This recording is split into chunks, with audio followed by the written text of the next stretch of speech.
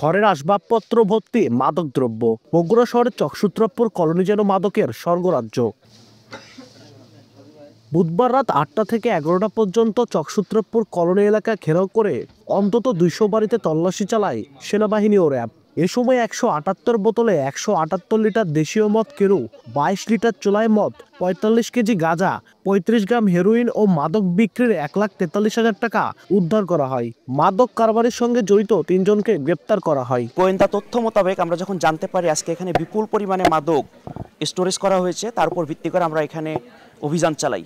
আমাদের কার্যক্রম এবং গোয়েন্দা তৎপরতা এই এলাকায় আরও অব্যাহত থাকবে এবং আমরা চেষ্টা করব এই এলাকাকে মাদকমুক্ত রাখার জন্য।